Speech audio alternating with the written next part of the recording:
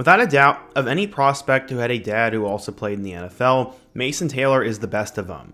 His father is obviously Hall of Famer Jason Taylor, and like father like son, Mason became a big-time recruit coming out of high school, became arguably the best tight end in LSU football history, and now will be a pivotal piece for the New York Jets as they try to build into the future and build a winning franchise. In today's video, we are once again going to do a rookie spotlight as we're going to talk about Mason Taylor, how he became such a high-profile player, his record-breaking career at LSU, and how he fits with the Jets.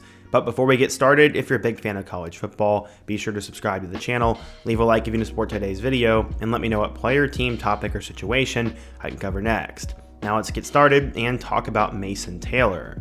Okay, so in order to understand how Taylor got to this point, we first need to go back in time. For years, Jason Taylor infamously mocked the Jets and their fan base.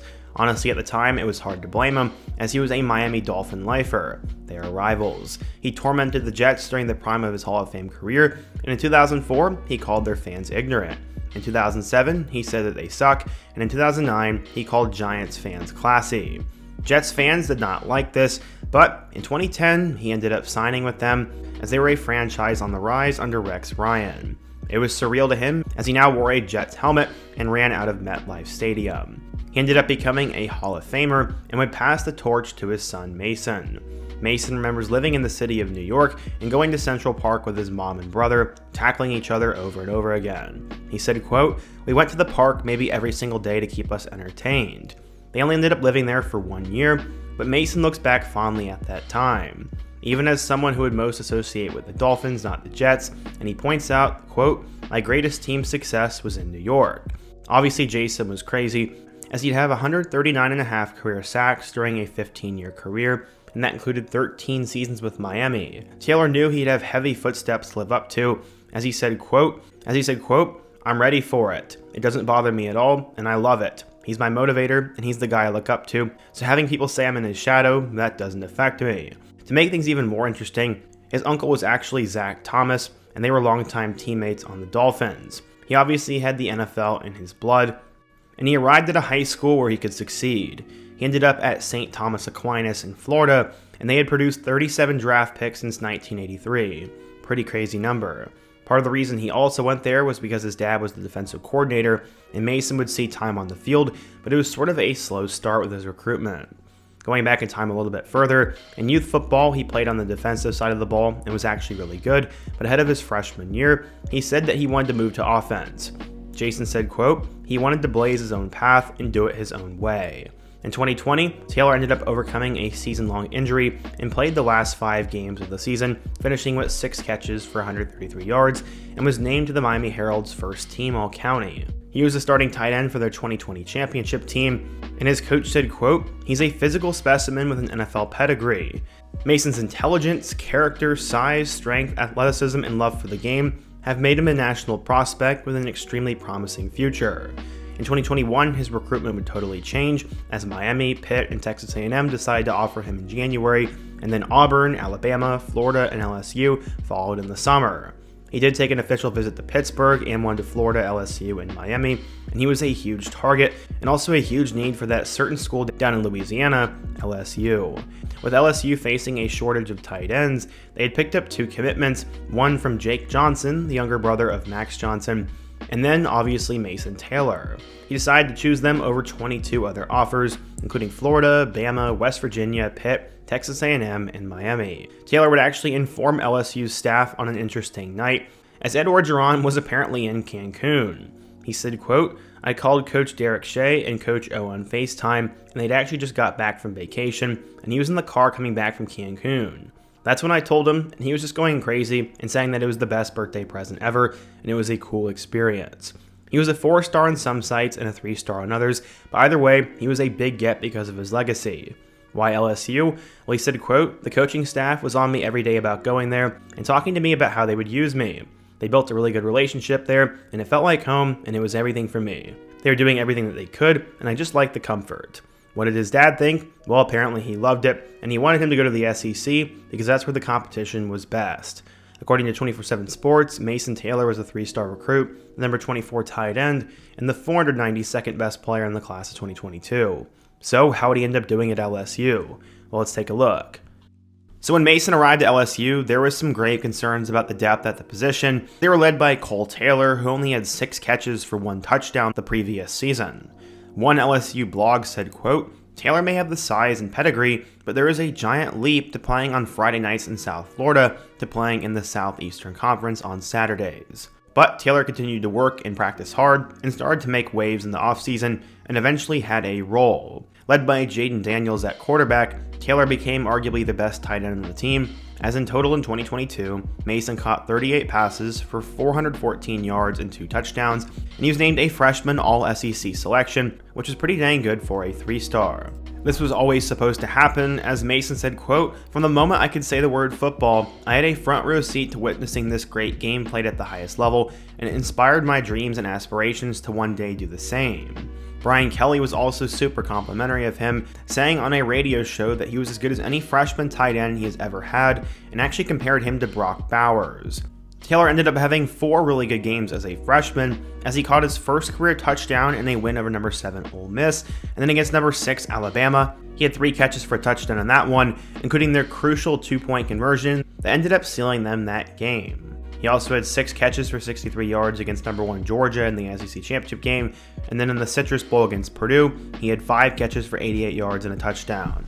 He got better as the season progressed, and going into 2023, he was seen as one of the better tight ends in all of college football, but his numbers would take a little bit of a dip. In week 4, he ended up having a good performance against Ole Miss, catching 5 passes for 61 yards, and then he also helped them beat number 21 Missouri 49-39 behind 4 catches and a touchdown. But other than that, it was a pretty slow season for Mason, as he was kind of limited throughout the rest of the regular season, but would blow up in the Reliquist Bowl against Wisconsin, having 7 catches for 88 yards. In total, in his second season in Baton Rouge, Mason finished with 36 receptions for 348 yards and 1 touchdown.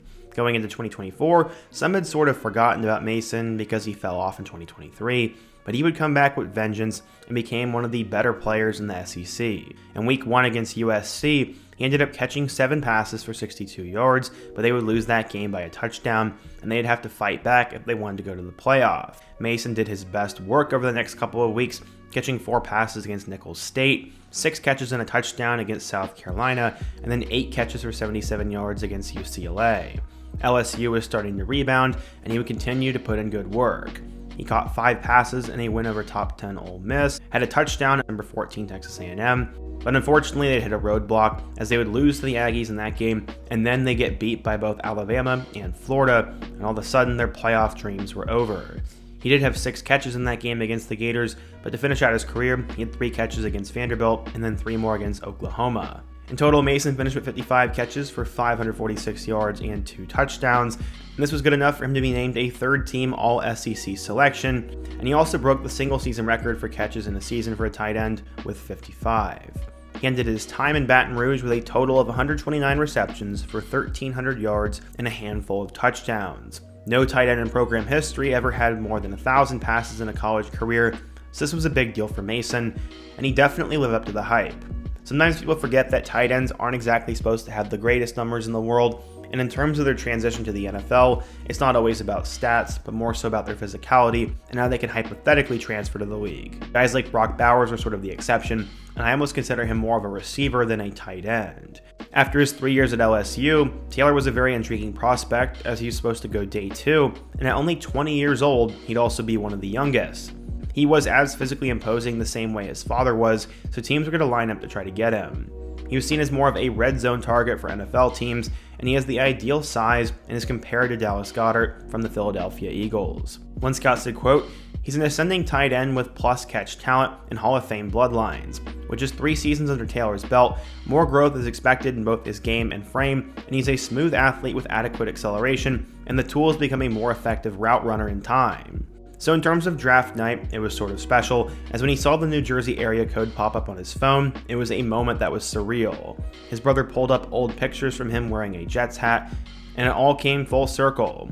He was taken with the 42nd overall pick in the 2nd round, and he was seen as a definite difference maker at tight end, something the Jets have honestly been trying to find since Jason Taylor himself and Dustin Keller. The Jets GM said Taylor was someone they had their eyes on at the start of round 2, and they were holding their breath hoping that he would fall to them. That would end up happening. He was always seen as the third best tight end in this year's draft class, with a sizable distance between him and the other two guys in Colston Loveland and Tyler Warren. But at the same time, he was one of the most productive players in LSU history for a tight end, was only 20 years old, was super athletic, and comes from the Hall of Fame bloodline. So you could say he sort of checks all the boxes. The Jets definitely needed an improvement at the receiver spot, and in terms of this guy, he should be a starter and a contributor. Mason said, quote, "I think the sky is the roof for me, and as for what the Jets are getting, I'm a consistent, hard worker, and I'm that guy in clutch moments who steps up on third downs when the chains need to be moved, and when it's a must-get touchdown, you can count on me." Currently, New York's tight end room already has Jeremy Ruckert, but Taylor will likely see significant snaps as a rookie for them. The NFL has seen a surge in rookie impact from tight ends in recent years, as over the past 4 years, there have been 5 rookie tight ends with at least 50 catches, as that includes Brock Bowers, Sam Laporta, Dalton Kincaid, Pat Freiermuth, and Kyle Pitts. Maybe, just maybe, Mason Taylor will be number 6 on that list, but for now, we'll just have to wait and see, and he continues to generate buzz this offseason with the Jets, and he's someone I'm excited to watch. But what do you guys think? If you're an LSU or a Jets fan, what do you think of Mason Taylor? How good do you think he'll be? And which rookie should I cover next? Be sure to let me know down below, leave a like if you want to support today's video, subscribe if you're new, and check out one of the videos on the end screen, including my video about James Pierce Jr. Hope to see you guys again soon, but until next time, peace.